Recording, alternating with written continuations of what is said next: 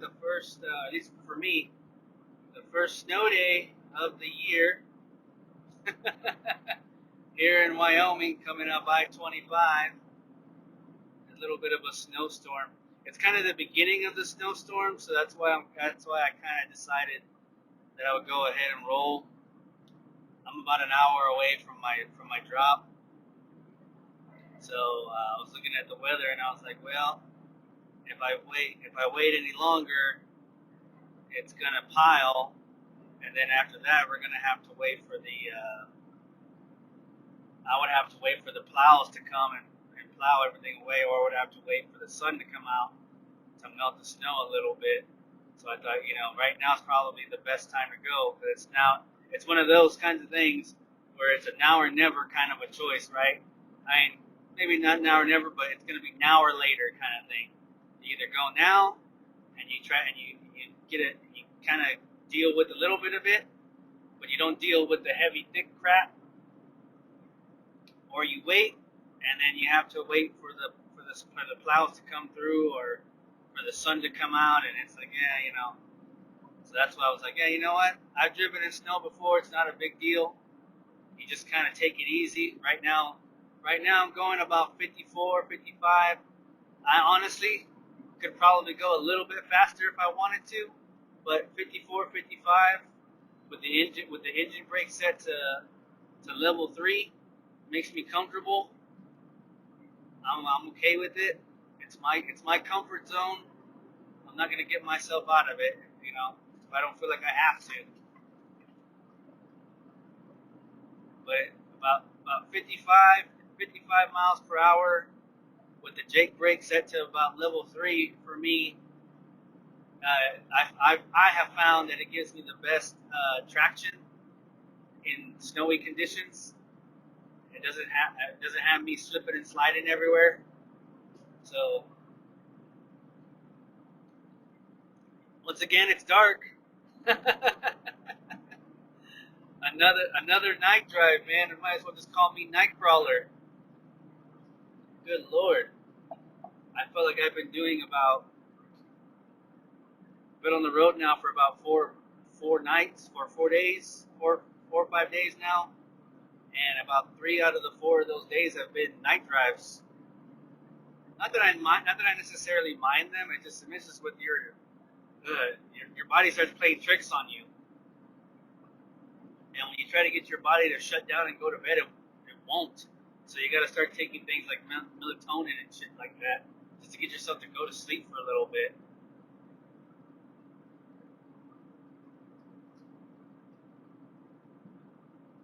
But driving in the snow will definitely keep you on your toes. I'll tell you that much.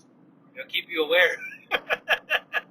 If you have any worry about driving at night and falling asleep, you ain't gonna do that if you're driving in the snow. You're gonna be wide awake. You're gonna be aware, because you don't want to slip up. You're like, hell no.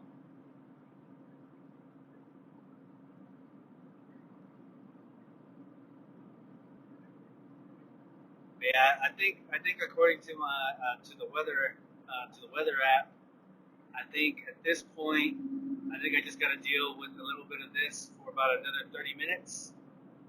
About another 30 minutes or so, I get on the other side of the clouds here, and then I think it'll be smooth sailing before I get to Sheridan, Wyoming, which is where the drop is going to be. So I think I'll be fine. There was another truck a couple of minutes ago that passed me up, so he kind of created a little bit of a track for me, which is nice. So I got something to kind of go off of. It's one of those things, if you see another driver go, if they go ahead of you, and you see them, and you see how they're driving, and as long as you kind of pay attention to them, and it didn't look like they were slipping or sliding on the road, then you can follow behind their tracks, and you won't slip and slide. If you see them slipping and sliding, like if you see them swaying and fishtailing, then it's probably going to be a better idea just to get off the road for a little bit, because that means that the roads are too slick. But I'll tell you, from experience, driving on snow isn't bad. You actually have pretty decent traction on snow, as long as it's not super thick. But if it's like this, it's not terrible. You have pretty good traction still. It's the ice. It's ice. Once you get into icy conditions, then when you start having to look for that black ice. Oh my God, that's where things get really interesting. And it's not to say that you can't drive on black ice. You can. You just have to be very careful, because if you get on enough of it, the trailer will fishtail on you. And the only thing you can do is put your jake brake on, keep the wheel straight, and don't jerk the wheel and don't slam on the brakes, because that's a great way to jackknife everything, or even worse, flip the truck over. You don't want to do that.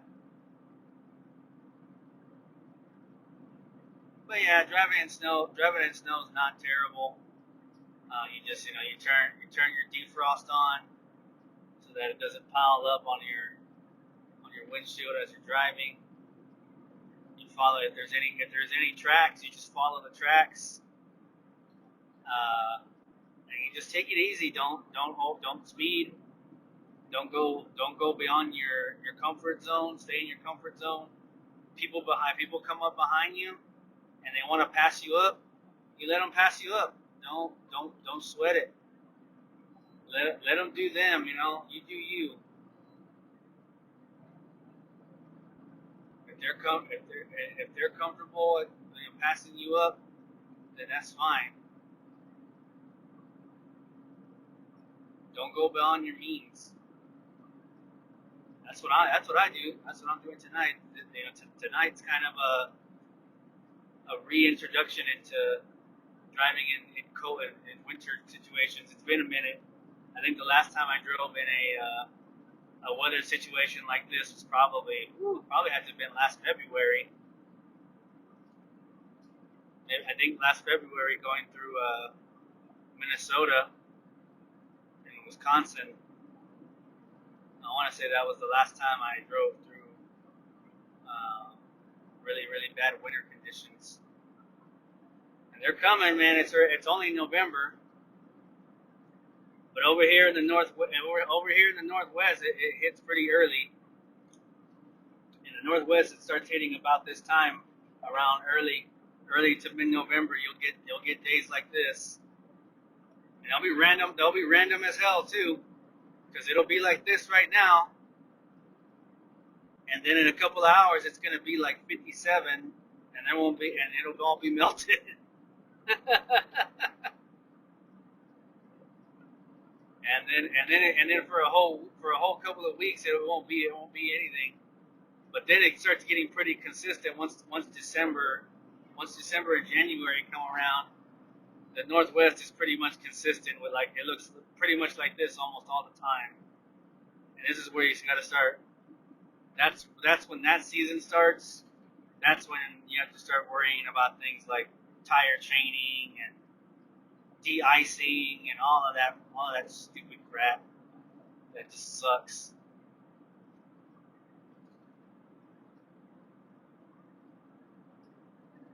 My suggestion to people, especially all the newbies out there that are looking to get into this, I would say, if you're a newbie and you're thinking about getting into trucking and you want to do OTR truck driving like me, don't do what I did.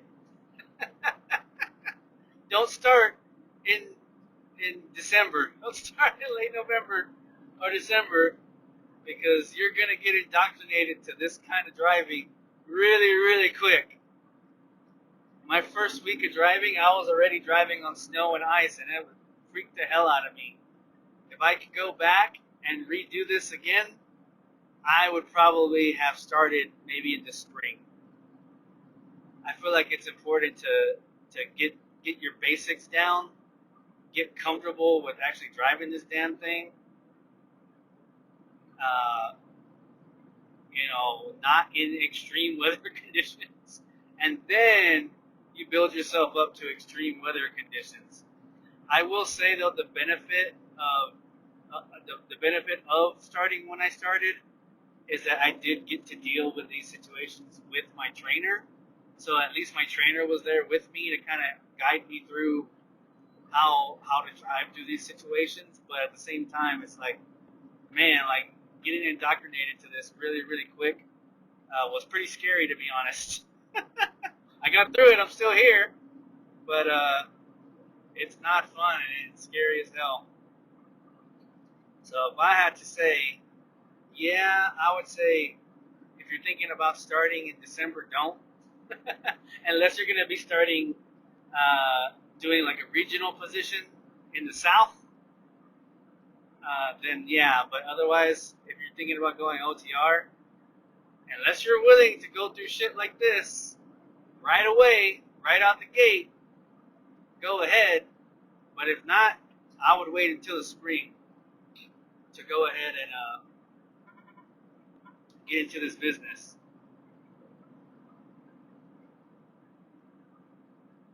But it's about 28 degrees right now here. The snowstorm, like I said, just kind of started, so that's why the roads aren't like completely super thick, because it just started not too long ago. Like I said, that's why I decided to try to see if I could get ahead of this a little bit. I wasn't able to get ahead of it, but at least I'm not dealing with the worst parts of it. So what will happen is that in the next, like I said, in the next 30, 40 minutes, I'll be pretty much out of it. The drop should be pretty clear. It's just going to be cold, but we'll be good to go.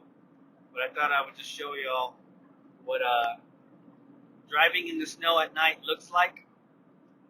It's not fun. It's pretty white. Let me try. I'll turn on my brights here. You'll see what it looks like with the brights on. It doesn't really change very much. In fact, with the brights on, yeah, it might even be. It's actually worse, to be honest. And the reason it's worse is because the brights will capture the snow coming down, and it kind of like makes your visibility a little wonky, and it kind of starts playing like an optical illusion on you. So it's better just to keep them off. Because if you keep them off, you won't see the snow. You won't actually see the snow coming down, and you'll be able to see the tracks a lot better than what it is when it just everything kind of whites out with the brights on. So it's not even worth it to keep the brights on.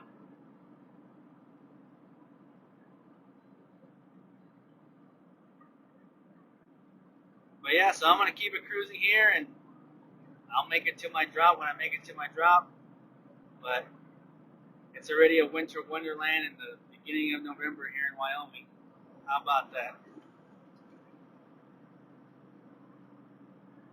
See, let that Jake brake ride kind of guide me a little bit, and I don't even have to use the service brake. You just let that Jake brake ride in the snow, and it's a lot better. All right, guys, you have a good rest of your day. Stay warm out there if you're living in the Northwest. Laters.